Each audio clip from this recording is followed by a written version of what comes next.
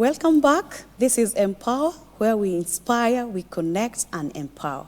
We focus on issues of people and workplace. We are glad that you're together with us. Before we took a break, George, you're saying that employees or people is the best, the most benefit that you have. On the other hand, is also the greatest risk that you can have in the business. Correct. Please go on from there. Good. So, Yes. as I was saying, they can either cause you great happiness or the greatest pain. Yes. And the thing about people is that they have emotions. Yes. They behave in a certain way. They react. They respond. They are different from a machine that you only need to plug and play. Or to configure it to act and behave in a certain way if it is robotics. Yes. You know, where the current trends in the world are.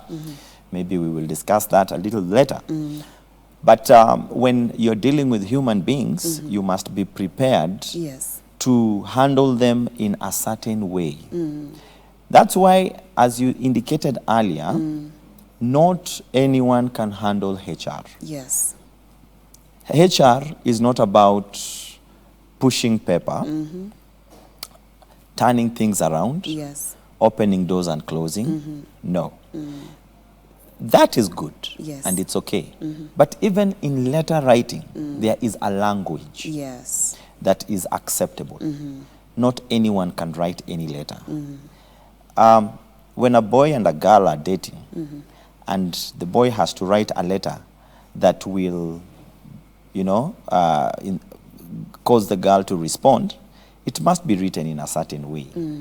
And for you to say get people in your organization, there's a way you must present it. Yes. For you to communicate to someone who has disciplinary issues, you must communicate in a certain way. That's why I was saying that then our legal environment came up with the human resource body, the IHRM, that then governs HR now not as any job, but a profession and practice. Yes. The same as what you find in law, as with accountants. HR has now been elevated to what you would call a profession.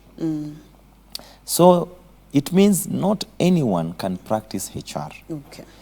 You must have a particular orientation to have an understanding of people. Yes. I call it DNA. You must have a particular kind of DNA to deal with people. Yes. People are very dynamic. Today they are happy, they are smiling.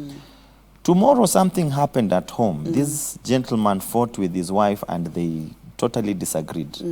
That guy you saw yesterday is not the person you'll see tomorrow. Their productivity yesterday will not be their same productivity today because something has been affected. Yes. So it means that you must have an ability to handle human psychology and behavior. Yes. That's why many HR today, one of the courses that is done at IHRM and other bodies, not that I'm marketing IHRM, but anyway, it's the body that governs HR. I know they also have their own training facility. And other bodies, one of the courses is employee counseling. You must understand how to deal with the emotive tendencies and issues that happen inside the human mind that affect their productivity. Yes. So that means that not everyone can manage HR. Yeah, not everyone. Remember, there are what we call HR administrators and HR professionals or specialists. It's because they understand the entire psychic of how the person resonates with the work environment, and then how do you translate that into an outcome that we spoke about in the beginning. Yeah. Wow. And I think that I want to maybe you can expound further the benefits of having these structures, the HR function active in the organization? Because I'm looking at it, it's more beneficial to have as opposed to not to have. Maybe what are the benefits that any employer would benefit from? Maybe someone may be asking, my business is running, I seem to be doing well. Why do I need it? But what other benefits can someone get from this? Now,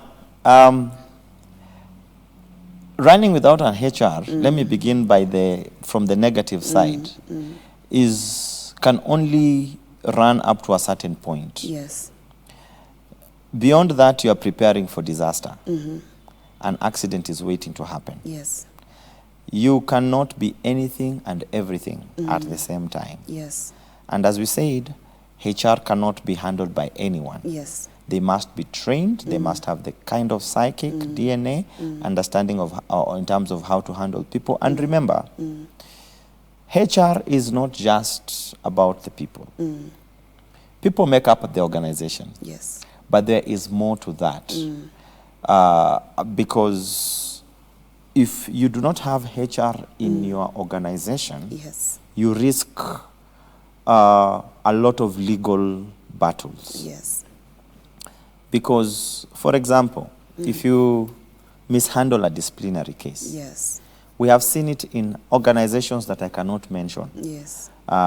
Because you see an organization paying someone 800 million or 50 million or even 100,000. It's a loss to any organization. You really don't need to go through that. Yes. You are better safe than sorry. Yes. So you run the risk of running legal battles. You run the risk of not meeting your objectives as an organization. Because what the HR will do is help you focus, help the people focus, yes. In terms of the big picture of the organization, the objectives and the outcomes. You run the risk of having confusion and a lot of conflict in the organization. I deal with organizations that have grown over the years from 5 to 3 people to 30, 40 people. Yes. And the first question is, do they have job descriptions? The answer is an outright no. Why? You are just told, come in, how much do you want? Dada, we agree, yes. and then start working. This is what you're supposed to do, and then you have your way. You have your way. Now what you discover is this, because there are no boundaries, Yes. people step onto each other, Yes. competing interests begin coming in, because people are not focused on their lens. Look at it from the train SGR perspective.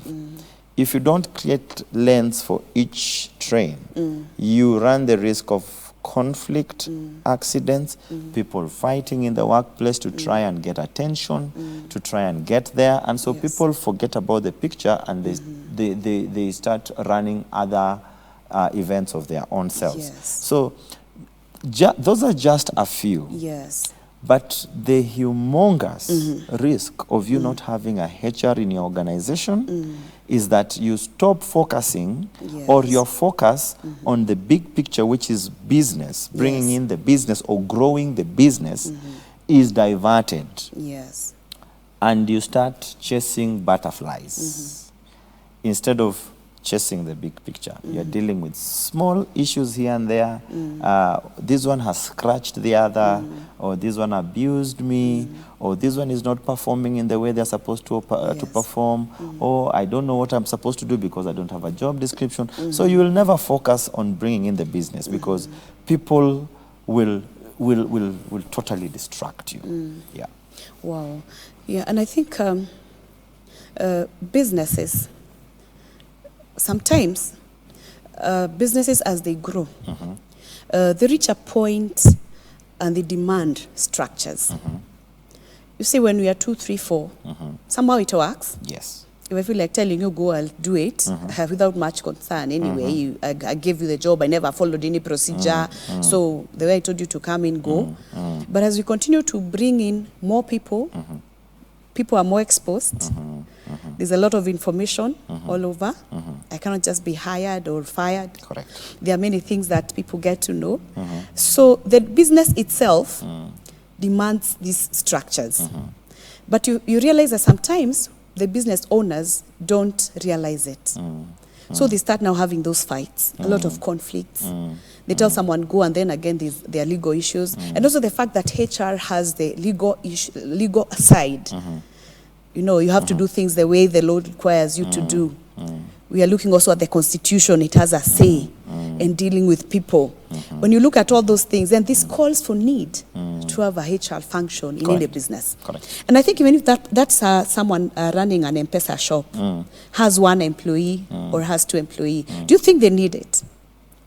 Now, they may not need an in-house HR. They may not need someone who sits there with them 8 to 5. Yes. But they need the advisory. Yes. Because, as I said, there's a difference between the driver and the mechanic. Yes.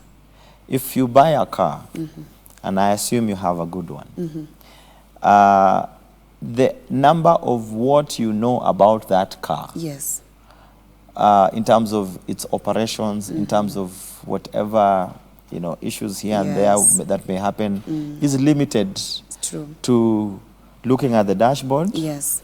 And seeing that the temperatures are going high, so I need to add some. Or I see some red, I'm like, I'm there's a seeing danger somewhere. So it's limited to that. Yes. Beyond that, if you put water or coolant, whatever you use, yes, and the vehicle still is showing that, it means that now you need professional advice, help, yes, someone to come and deal with that. Yes. That is what the HR specialist does.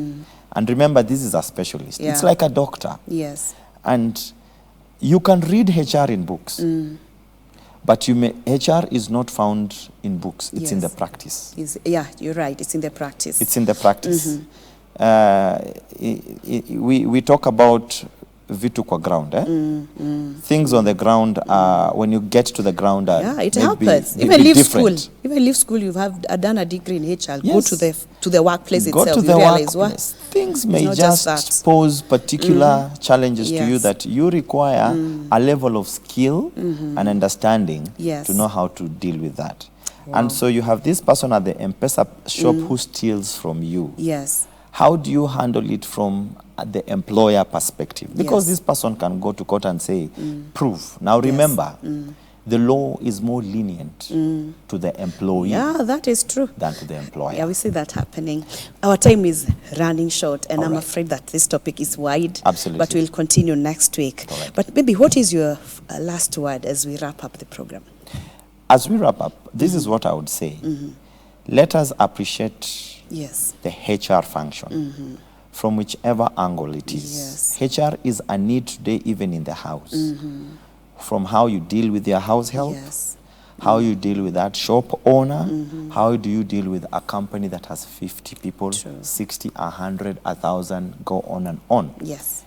Human resource is a critical factor. Yes. As I began, I said that a company is not a company without HR. Wow. Without people. Thank you, George. Our time is short, and we have to come to the end of the program.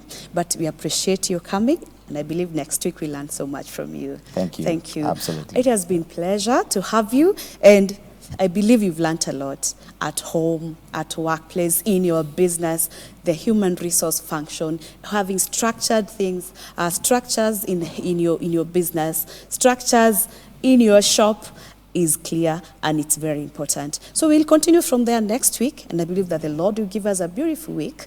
And from me, this is Empower. My name is Beatrice Chuchu.